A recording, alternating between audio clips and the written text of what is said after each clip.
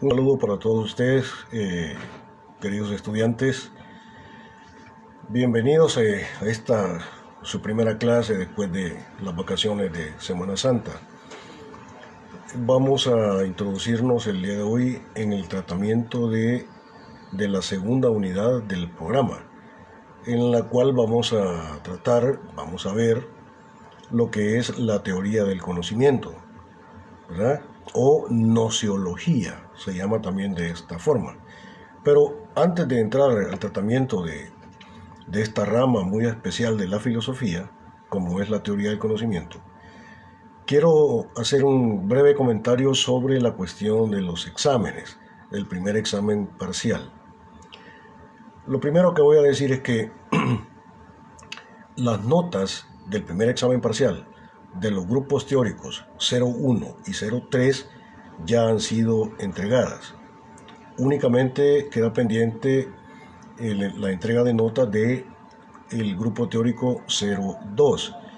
Y como yo les informé recién por la mañana, a partir de hoy por la noche voy a comenzar a enviar las notas del primer examen parcial del grupo teórico 02, ¿verdad? Ahora, un comentario global sobre el desempeño, los resultados del primer examen parcial. Vean, primero, la mayoría aprobó el examen, la mayoría, ¿verdad? No la inmensa mayoría, pero sí la mayoría. Incluso hay notas de 10, ¿sí? Yo no tengo ningún problema. Si alguien me hace un examen excelente, buen examen, pues yo le coloco su nota, que es 10. Y quiero felicitar públicamente a estas personas que sacaron 10, la nota excelente. Lo hicieron bien todo, o casi todo. Entonces,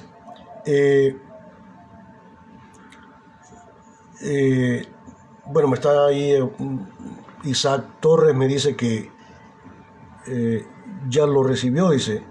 Sí, fue el único examen, el suyo fue el único que yo califiqué. Fue el único, de ahí faltan todos los demás. A eso me refiero, sé que no tenga problema con eso. Entonces, la mayoría ha salido bien, hay buenas notas de 10, o sea, ha habido notas de 9.50, 9, 8. O sea, eso demuestra en los hechos que pues era posible, ¿verdad? Era posible resolver de la mejor manera el examen parcial. O sea, no era tarea imposible. O sea, no estaba... Ahora, quiero decir también que las personas que aprobaron su examen, ¿sí?, fundamentalmente lo hicieron porque respondieron como se debe responder, en el sentido de que respondieron fundamentándose, teniendo en cuenta, ¿sí?, los contenidos, los conceptos, los enfoques que hemos tratado en clase. Se fundamentaron en ello. Y justamente han podido hacer esto porque vieron mis videos, tuvieron en consideración los materiales de apoyo que yo comparto con ustedes, y entonces sus respuestas están enraizadas ahí, en eso. Y entonces, pues aprobaron, ¿verdad? ¿Sí? Ahora, las personas que no aprobaron, ¿sí?, es porque no respondieron fundamentándose en lo visto en clase, sino que comenzaron a responder con cuestiones bajadas del internet, ¿verdad?, que nada tienen que ver con lo que hemos tratado en clase, ¿sí?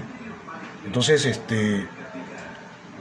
y yo me pregunto, ¿por qué sintió usted la necesidad de responder con cosas bajadas del internet que no tienen absolutamente nada que ver con los conceptos, las categorías, los enfoques, las teorías que hemos visto en clase? ¿Sí? Entonces ahí tiene el resultado, ¿verdad? Fracasó en el examen parcial. Porque me responden con cosas que verdaderamente, miren, no hay que dar por cierto los planteamientos solo porque aparecen en la web. No, de ninguna manera. O sea, yo he quedado espantado en el sentido de que yo les pregunto de qué trata la filosofía o qué estudia la filosofía, y estas personas, ¿sí?, que no respondieron basándose en las clases, ni siquiera eso pudieron responder. Es grave la situación, pues. Por eso es que ha habido notas de 0.5, 1, 2, 3, pero la mayoría aprobó y hay buenas notas. Significa que sí se puede. Mi consejo, mi recomendación, ¿verdad? Mi recomendación es que para el segundo examen parcial se fundamenten ustedes a la hora de responder en lo que hemos visto en clase. Tienen que ver las clases. Por eso es que ahí están grabadas las clases. Usted las puede ver a la hora que mejor le parezca. ¿Sí? Están ahí grabadas. Están grabadas también en el canal cultural de YouTube que he construido para ustedes. ¿Sí?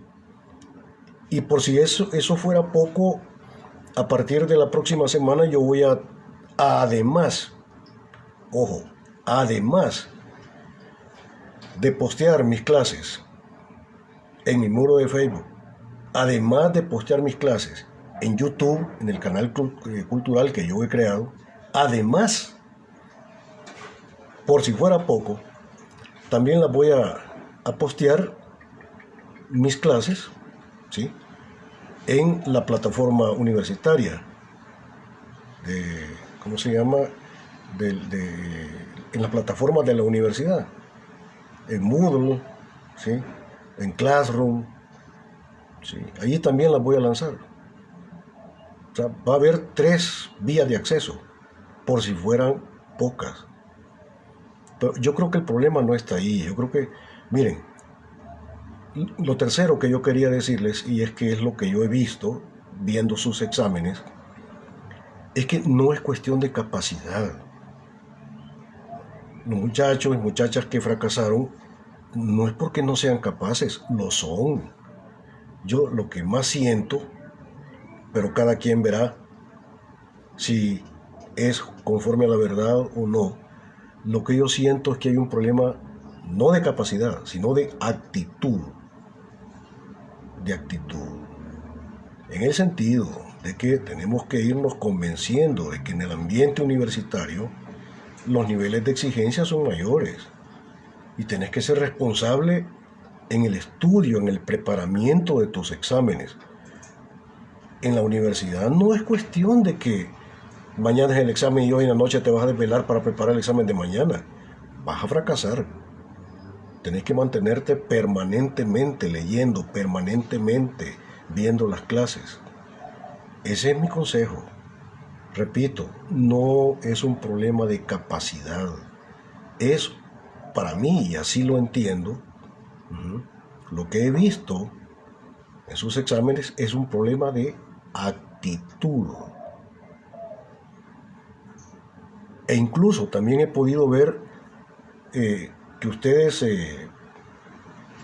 pudieran sucumbir a la tentación de estar copiando en los parciales. Entonces el problema es que si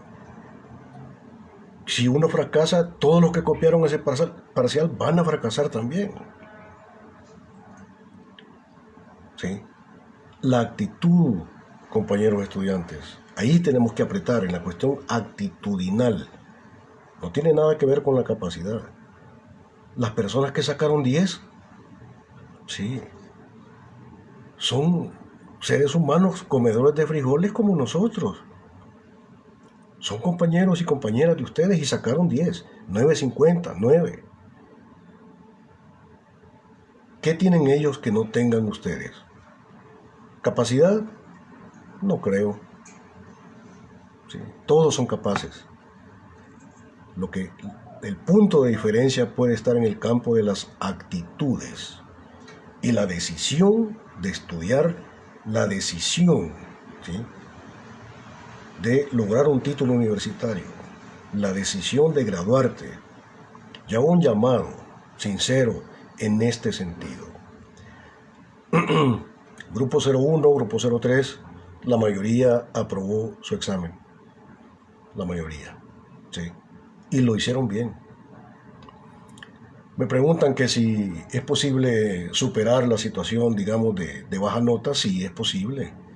Pero mucho depende también de tu actitud, de que cambies de actitud. O sea, no debes considerar que ya lo sabes. Más bien considerar lo contrario, que no sabes y que tenés que saberlo. Y esforzarte por saberlo. Lo voy a decir con una palabra suave. Hay que molestarse un poco. ¿Sí? Es necesario que nos molestemos un poquito. Entonces, eso yo quería comunicarlo con ustedes, compartirlo con ustedes. Esa es mi visión, eso es lo que yo he visto. Me ha causado mucho agrado, ¿verdad? El trabajar exámenes de estudiantes realmente brillantes, pues. Muy, muy bien hechos los parciales. No es cuestión de contestar en muchas páginas o pocas páginas, no es cuestión de bulto, sino de capacidad de decir lo que hay que decir, ya sea en forma abundante o en forma sintética, pero hay que decir lo que hay que decir y no quedarse corto. Felicito a mis estudiantes, realmente, se lo merecen. Han sacado 8, 9, ¿sí? 10. Eso me demuestra y le demuestra a usted que es posible, que no es misión imposible. Bueno, vamos a ver cómo sale el grupo teórico 02. Yo voy a empezar a enviar resultados a partir de la noche de hoy y continuaré el día de mañana. El día de hoy vamos a tener una sesión corta, breve, rápida, para introducirnos de alguna manera a la cuestión de la teoría del conocimiento, ¿sí? Que es asunto muy importante a tratar desde el punto de vista de la filosofía, ¿sí? Como una de las ramas fundamentales de la filosofía, la teoría del conocimiento. Estamos ya en el inicio, vamos a comenzar la segunda unidad, que se refiere básicamente a la teoría del conocimiento. Y lo primero que voy a hacer es una consideración sobre algunos elementos fundamentales de lo que pudiera ser la historia, o sea, la historia de la teoría del conocimiento. Yo he compartido con ustedes ya en mi cuenta de Facebook un documento escrito por mi persona sobre esta cuestión de la teoría del conocimiento, así que por favor léanla. Entonces, sobre la historia de la teoría del conocimiento como rama especial de la filosofía, diré lo siguiente, rápida y brevemente. En la filosofía antigua y tampoco en la filosofía medieval no hay un tratamiento directo y sintético, sistemático de la problemática del conocimiento. Aunque ciertamente ya en la filosofía antigua, o sea, antes de Cristo, sobre todo en la filosofía griega, por supuesto, ya hay algunos visos de reflexión sobre algunos aspectos que tocan, aunque no de manera directa, la problemática del conocimiento. Así, por ejemplo, vemos que en el caso de Heráclito, filósofo griego del siglo V al IV antes de Jesucristo, o antes de nuestra era, ¿sí?, argumentaba la imposibilidad de la razón para poder aprender o captar el ser activo de las cosas. De Heráclito ya hemos hablado, ¿verdad? Y como todos sabemos, para Heráclito todo cambia, ¿sí? Nada permanece. Entonces, en la visión filosófica de la realidad que hace Heráclito, el fundamento infundamentado es exactamente el cambio, en el sentido de que hay un absoluto. Heráclito postula un absoluto, porque ahí donde él plantea que todo cambia y nada permanece, hay algo que sí permanece, que es justamente el cambio mismo. Por tanto, postula de manera subrepticia, pero en forma lógica, la existencia, la realidad de un absoluto, y ese absoluto es justamente el cambio. ¿Sí? Ahora, cuando él plantea la mutabilidad de las cosas, va a plantear, digamos, la imposibilidad de que la razón pueda captar el ser actual de la realidad, ¿sí? Tanto por una imposibilidad trascendental de la razón, en el sentido de que la razón en el enfrentamiento con la realidad, en ese esfuerzo de captar el ser de las cosas, siempre llega tarde al enfrentamiento con la realidad. Entonces hay una incapacidad trascendental de la razón para poder captar el ser actual de las cosas. Pero no solamente hay incapacidad trascendental de la razón para llegar a tiempo, sino también hay una condición del ser.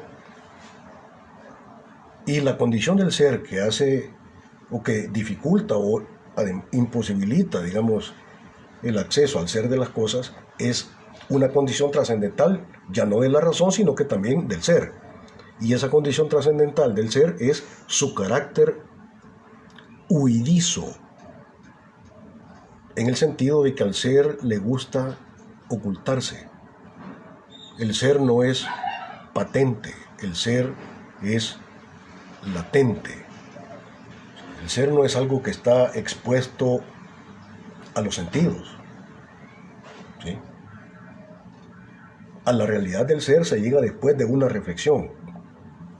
Entonces, en la visión heraclitiana, el ser humano tiene como una condición metafísica negativa, en el sentido de no poder, ¿sí?, captar el ser actual de las cosas. Y lo único que sí puede captar, como ya lo hemos visto antes con ustedes, es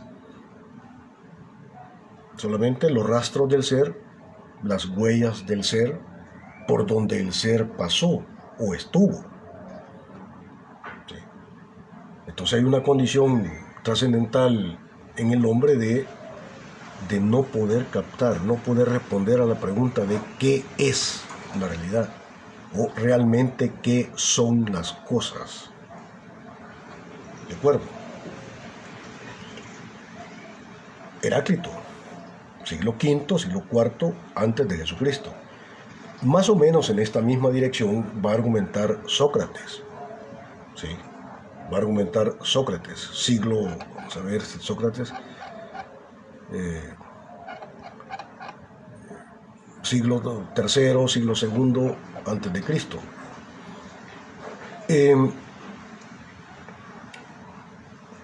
¿Qué decía Sócrates? Sócrates decía que de lo único que podemos tener certidumbre es de que no sabemos. Solo sé que no sé nada. La única certidumbre absoluta del cual puede tener la razón humana es de su condición metafísica de no poder saber todo lo que hay que saber de las cosas. Y por tanto, esto significa que todo saber humano es necesariamente un no saber, en el sentido de que todo saber humano es necesariamente limitado, necesariamente fragmentario, necesariamente provisional. Y de lo único que el ser humano puede estar cierto es exactamente eso. Solo puede saber su condición metafísica de que no puede saber. Y entonces también Sócrates argumenta la imposibilidad de la razón para poder saber qué son las cosas. Esencialmente. Claro, puede tener un conocimiento apariencial, un conocimiento fragmentario, pero un conocimiento apariencial en realidad no es conocimiento. ¿Sí? Al final, tanto Heráclito como Sócrates nos están lanzando la tesis, el planteamiento de que todo saber humano es justamente un no saber. Vivimos enraizados en saberes de los cuales de antemano tenemos que saber que son falsos. ¿Sí? En la cuestión de Sócrates, ¿por qué razón hay esa condición metafísica en el hombre de no poder saber realmente todo lo que hay que saber? Pues sencillamente porque el ser humano es un ser finito.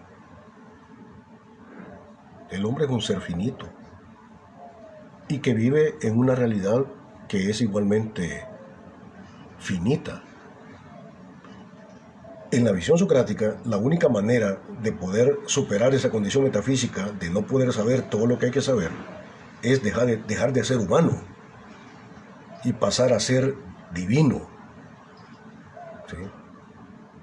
Porque solo la divinidad, solo el Teos, puede saber todo lo que hay que saber y por tanto solo Dios puede tener verdadero conocimiento. ¿Sí? Solo Dios puede tener sabiduría. El hombre, por ser un ser limitado, no puede tener sabiduría. Por Dios, ¿verdad? O sea, un pobre ser limitado intentando tener un conocimiento absoluto de las cosas es un contrasentido. Y es exactamente lo que la filosofía le cuestiona a la ciencia en su pretendido propósito de saber todo lo que hay que saber de las cosas, con el esfuerzo de plantear, ¿sí?, algo que de antemano debe saber que no puede lograr, que es plantear verdades absolutas sobre realidades que no son absolutas. Bueno, una de las 5 preguntas del primer parcial iba más o menos por ese lado. Entonces, Heráclito y Sócrates están argumentando en el sentido de la imposibilidad de que el ser humano pueda tener acceso a la verdad. ¿Sí? Y no es que la verdad no exista, no es que la verdad no sea posible, por supuesto que la verdad es posible, pero para tener certidumbre absoluta, conocimiento absoluto de lo que es el ser de las cosas, pues hay que dejar de ser humanos y pasar a ser divinos. Tiene que haber un proceso como de escapamiento de la condición humana como humano limitado y finito para pasar a ser infinito con el infinito. Sí, tiene que haber un proceso de liberación para pasar a ser lo otro. Y lo otro es ser uno con el absoluto. Ahí sí, ya hay certidumbre absoluta, ahí sí hay verdad absoluta en las cosas. Ahí sí hay verdad plena. Heráclito, Sócrates. De Sócrates yo quiero decir algo muy importante. Que he compartido a lo largo del tiempo con mis estudiantes. Quiero compartir 2 ideas. La primera idea que quiero compartir de Sócrates es que me parece esencial. En el pensamiento de Sócrates podemos encontrar la presencia de los 3 paradigmas o de los 3 tipos de verdad, ¿sí? El conocimiento inmanente, el conocimiento trascendente y el conocimiento trascendental. En el pensamiento socrático están presentes los 3 modelos de conocimiento o los 3 tipos de conocimiento, ¿sí? Y yo les decía hace algunos años a mis estudiantes que eso solamente yo lo había visto. Algún día lo voy a patentar. En Sócrates están presentes los 3 tipos de conocimiento. Sócrates propone, desde el método de la mayéutica, ¿sí?, que todo saber lo es justamente de las cosas, porque el ser de las cosas está ya constituido exactamente en las cosas mismas. Y por tanto, la razón no tiene más que sacarlas de ahí y ponerlas, y poner al ser en la luz de la razón. La tesis de la mayéutica, ¿sí?, implica justamente la idea de que el conocimiento es descubrimiento, porque la verdad de la cosa ya está dentro de la cosa. Y por tanto la razón únicamente tiene que sacar, extraer, como la partera, ¿sí?, el ser de las cosas. La verdad de lo real está dentro de lo real, pero está ahí constituido. Esa es la idea de la mayéutica. Y eso tiene que ver con el tipo de conocimiento trascendente. Trascendente. Cuando yo conozco la cosa. Ahora bien, entonces el ser se hace patente en y desde las cosas mismas. Pero, por otra parte, Sócrates argumenta la imposibilidad del saber como conocimiento real de las cosas determinadas, cuando él dice, solo sé que no sé nada.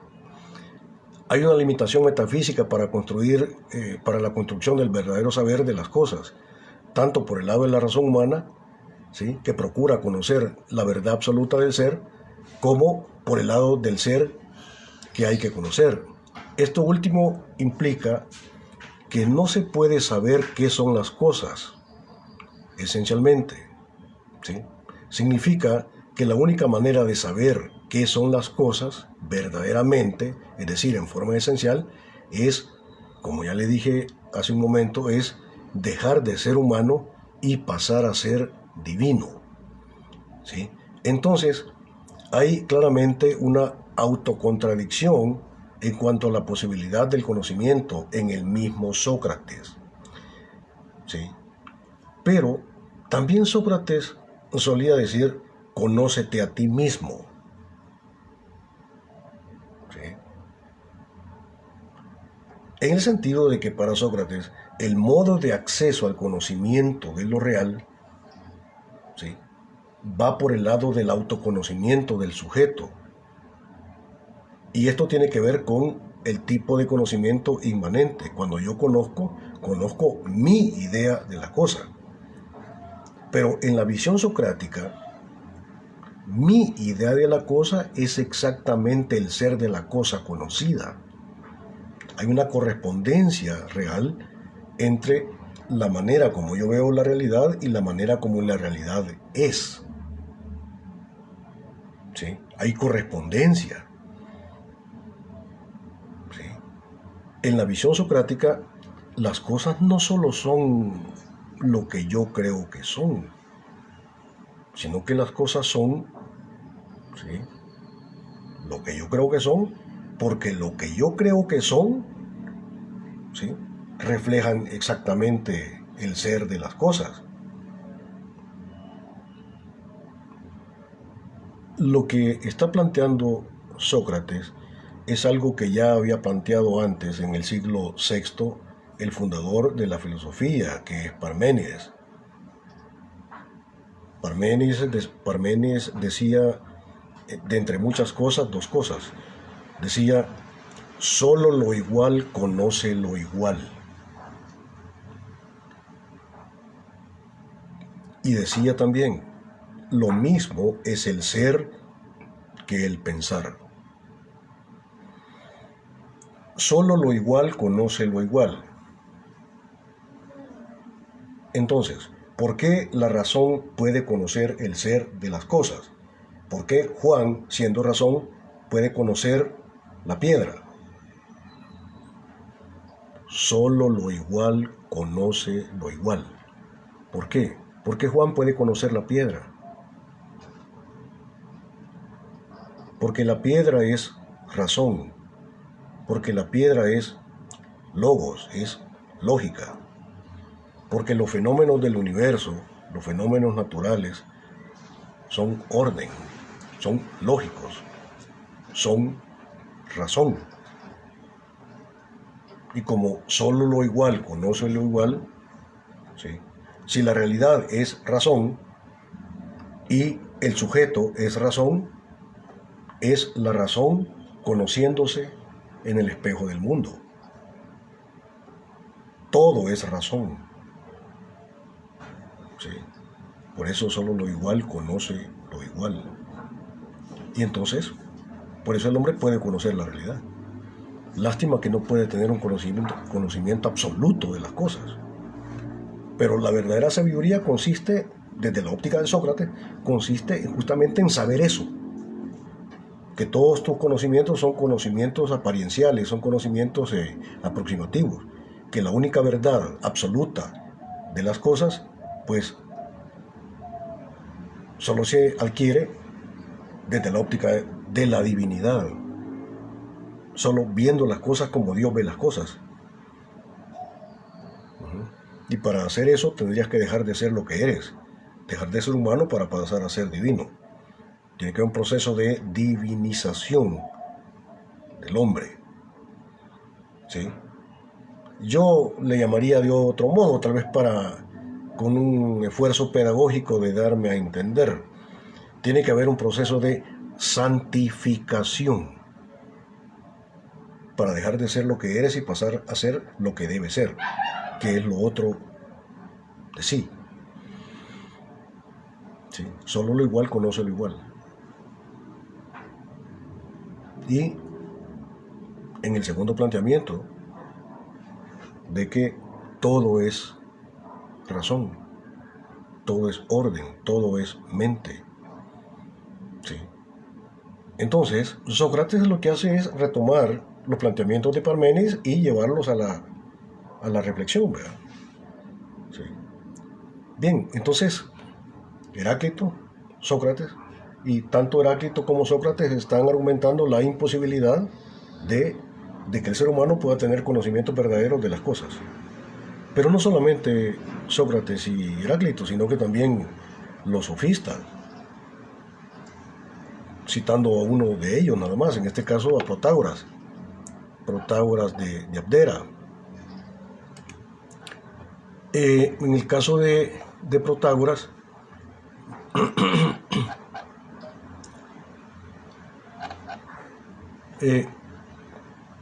sofista del siglo III antes de Cristo, ¿sí? Él decía que el hombre es la medida de todas las cosas, de las que son en tanto que son y de las que no son en tanto que no son.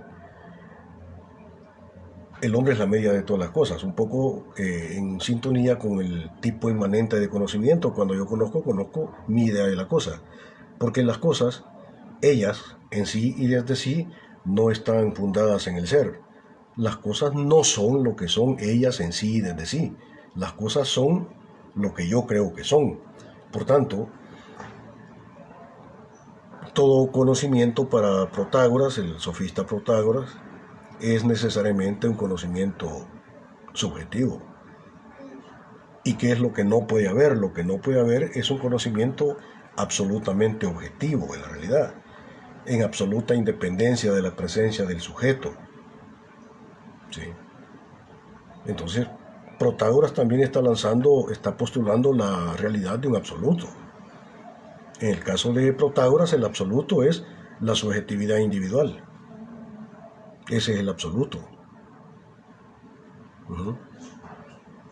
Y también va a proponer la idea de que la verdad, como la certidumbre de la verdad de la cosa, no es posible. La verdad no es posible.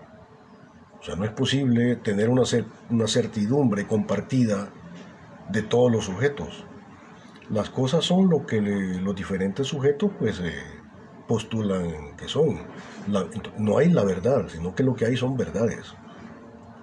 Y la verdad no es absoluta para Protágoras, sino que la verdad es relativa a la subjetividad individual. ¿Sí? Por tanto, en la visión de Protágoras no es posible el conocimiento, no es posible la verdad y también no es posible la comunicabilidad. Y por eso los seres humanos no nos entendemos en forma esencial. Nosotros pudiéramos creer que nos entendemos, pero esa es una dimensión apariencial. En términos de realidad no nos entendemos. Estamos atrapados en la subjetividad personal de cada uno y no podemos trascender, romper la cáscara de la subjetividad individual para pasar a saber qué son los otros y qué es lo otro. Igualmente, Protágoras está argumentando la imposibilidad de la razón humana para conocer la verdad de lo real. ¿Sí? Ahora, en el caso de Aristóteles, Aristóteles decía que la esencia de las cosas es lo que era el ser. Cuando Aristóteles, en el siglo II antes de Cristo, intenta definir lo que es la esencia, dice que la esencia, ponga mucha atención, la esencia es lo que era el ser. Ojo, lo que era el ser. ¿Sí? ¿Qué nos está diciendo Sócrates con esa definición de lo que es la esencia? Si la esencia es lo que era el ser, aquí hay una correspondencia con el planteamiento de Heráclito, del carácter huidizo del ser, de que el hombre no puede captar, no puede ver, no puede definir, no puede decir con absoluta certeza qué es el ser o qué son las cosas. ¿Sí? Hay una correspondencia entre el pensamiento de Heráclito con el pensamiento de Aristóteles, porque la esencia es lo que era el ser, por el carácter huidizo del ser. No podemos tener una captación directa de lo que era el ser, porque en el caso de Aristóteles, él lo va a decir con absoluta claridad. ¿Sí? Solo el hombre puede tener filosofía, porque la filosofía es una propensión a la sabiduría. Es un gusto por la sabiduría. Es una propensión a, pero no es una sabiduría. Aristóteles va a decir con absoluta claridad que verdadera sabiduría solo la puede tener el teos. Verdadera sabiduría solo la puede tener la divinidad. ¿Sí? El hombre puede tener filosofía, esa propensión al conocimiento, pero es una simple propensión a, pero no tiene verdadera sofía, verdadera sabiduría. Verdadera sabiduría solamente la tiene Dios. Y por eso dice Aristóteles que Dios no puede ser filósofo. Dios no puede ser filósofo, porque Él no tiene una propensión al saber, sino que Él tiene saber absoluto. Él tiene sofía. Y por tanto Dios no puede ser filósofo. El hombre, usted y yo, sí podemos ser filósofos, pero Dios no. Porque verdadera sofía solamente la tiene la divinidad. Y la esencia de las cosas es lo que era el ser. En la idea de Heráclito de que cuando la mente, la razón llega al esfuerzo humano de captar lo que las cosas son, las cosas ya se movieron. Pero claro, les estoy hablando acá, digamos, de la historia de la teoría del conocimiento, y estamos aquí un poco examinando lo que algunos filósofos griegos antiguos que vivieron antes de nuestra era, antes de Jesucristo, plantearon, ¿verdad? Pero el asunto es que aún en la época actual, en pleno siglo XX, ¿sí?, había un físico que le dieron el Nobel de Física, Heisenberg. Heisenberg, ¿sí?, físico, le dieron el Nobel de Física, creo que en la primera mitad del siglo XX. Y entonces él planteaba de que no hay manera de saber exactamente qué son las cosas, porque no hay manera de determinar con exactitud la velocidad al mismo tiempo. En términos de la ciencia física, Heisenberg decía que no es posible determinar al mismo tiempo la posición del electrón y la velocidad del electrón. A este planteamiento se le llama el planteamiento de la incertidumbre de Heisenberg. Si no se puede saber exactamente la posición del electrón y la velocidad del electrón, ¿sí?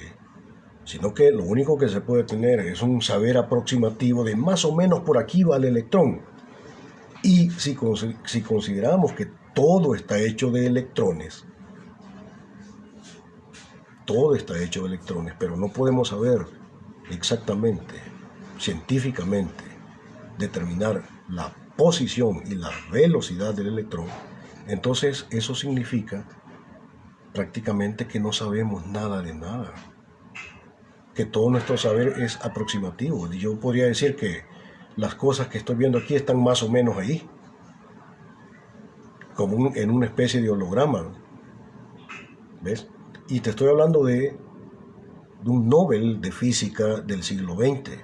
Ya no te estoy hablando de Aristóteles, de Heráclito, de Protágoras, de Sócrates. No, te estoy hablando de un físico, ¿sí?, que fue premio Nobel en el siglo pasado, de Heisenberg.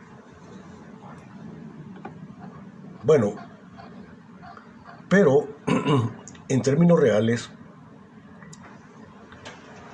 en la filosofía antigua y tampoco en la filosofía medieval nunca hubo un tratamiento en directo de la temática de la problemática del conocimiento, sino que esto vino ya con la edad moderna, y podríamos decir que empieza justamente en la filosofía moderna voy a mencionar algunos filósofos que ellos ya sí se dedicaron al tratamiento directo y de forma sistemática en la problemática del conocimiento, únicamente para que lo sepan, nada más, ¿verdad? Tenemos, por ejemplo, a John Locke, que es filósofo inglés, que vivió por los siglos XVII, siglo XVIII, ¿sí? Y John Locke escribió en 1690 una investigación sobre el conocimiento humano, y justamente le llamó de esa manera, ensayo sobre el entendimiento humano. Ya hace un esfuerzo él por tratar de forma sistemática y ordenada la problemática del conocimiento. Luego también tenemos a Jorge Guillermo Federico Leibniz, filósofo alemán del siglo XVII-XVIII, y escribe una investigación que tituló Nuevos ensayos sobre el entendimiento humano. Luego también otro filósofo inglés, George Berkeley, del siglo XVII, siglo XVIII, este fue filósofo y además era clérigo, ¿sí?, evangélico, por supuesto, clérigo. Lanza una investigación, publica una investigación, Tratado de los Principios del Entendimiento Humano. Y también el inglés David Hume, ¿sí?, del siglo XVIII, escribe y publica otro Tratado de la Naturaleza Humana, ¿sí? Pero el filósofo que trabajó de forma directa y sistemática la cuestión del problema del conocimiento fue Immanuel Kant, filósofo alemán del siglo XVIII, siglo XIX. Entonces, trata el asunto del conocimiento en aquella investigación que él publica, que titula Crítica de la razón pura.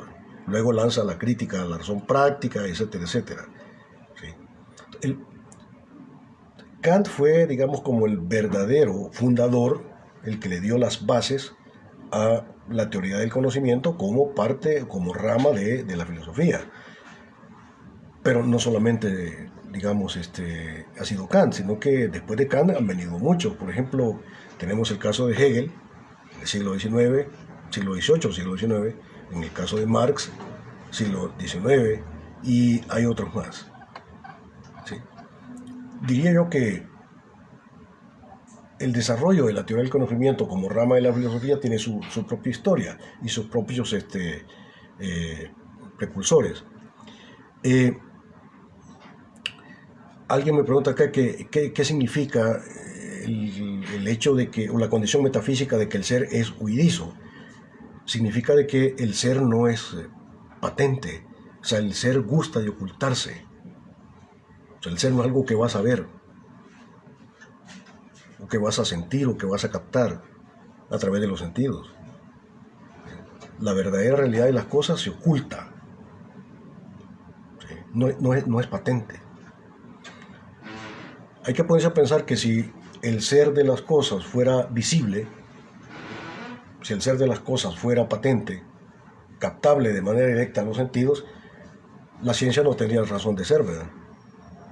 La ciencia no tendría razón de ser, no habría necesidad de la construcción o el acceso científico a las cosas. ¿Por qué? Porque las cosas ya están ahí. ¿Sí? Imagino, por lo menos como hipótesis, ¿verdad? Como una imaginación, me imagino que en el ámbito de lo divino, pues así ha de ser, ¿verdad? Que el ser es patente, ¿verdad?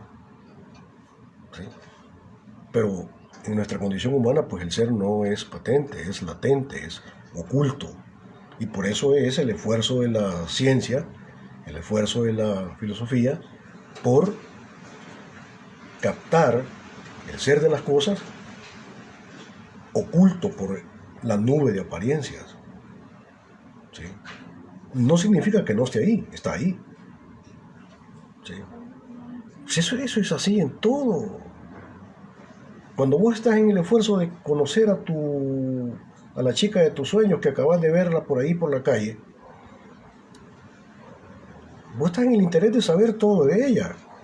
Y te interesa, y entonces vos comenzás a desarrollar todo un proceso de investigación de quién es ella, cómo es ella, cómo es como estudiante, cómo es como hija, cómo se comporta con las amigas. Comienzas a hacer una investigación, pero ¿por qué investigas? Pues porque no lo sabes. Porque la verdadera realidad de ella no es patente, sino que es latente. ¿Y qué tal si ¿y qué tal si en ese análisis, en ese duro esfuerzo tuyo por conocer a la chica de tus sueños, pues, bueno, qué tal? Qué bueno si la atinas, ¿verdad? Y logras un poco determinar lo que ella es. Aunque en el entendimiento de que el saber absoluto, pues no es posible, ¿verdad? Pero ¿y qué tal si te equivocas? ¿Qué tú crees que es de esta forma A y ya andando las cosas te das cuenta que no es de la forma A, sino que es de la forma B, que vos no te la esperabas? ¿Y no es cierto acaso que por eso es que fracasan muchas relaciones? Porque no tienen un conocimiento más profundo de la realidad. El ser gusta de ocultarse. El ser no es patente, es latente. Bueno, quizá vamos a dejar esta pequeña reflexión hasta acá. ¿Sí? Vamos a ver en la próxima sesión con ustedes el carácter problemático del entendimiento humano, el carácter problemático de ese esfuerzo de la razón humana para saber qué son las cosas o cuál es el ser de las cosas. Por supuesto, yo puedo entender perfectamente que hay mentes un poquito duras de cabeza que pues estas cosas del ser como que les revienta o les resbala o no lo entienden, ¿verdad? Más bien creen que no es. Sí. Pero igual, tienen libertad para pensar de esa forma. Mi esfuerzo es compartir la idea, ¿sí?, de que todo es, ¿sí?, y que verdaderamente lo que es, pues es el ser. Ahora bien, ¿qué es el ser? Si el ser es una condición de la realidad, si es algo físico, y por tanto, si el ser fuera una condición de la realidad física, pues el ser no podría ser absoluto, porque la realidad física pues no es infinita, sino que es finita. Y exactamente por eso yo jamás he pensado y no creo que el universo sea infinito. Si el universo es materia, no puede ser infinito. Necesariamente tiene que ser finito. ¿Por qué? Por la condición material. Ninguna materia es infinita. ¿Sí? Pero si usted quiere creer que el ser es finito y el ser es la piedra que usted ve, pues es su asunto, ¿verdad? Pero igual los hay quienes piensan y consideran que el ser absoluto, el ser como fundamento y fundamentado de todo el orden de las cosas, y aquello que hace que las cosas sean reales, pues no puede ser finito, necesariamente tiene que ser infinito. ¿Sí? Pasen un maravilloso día.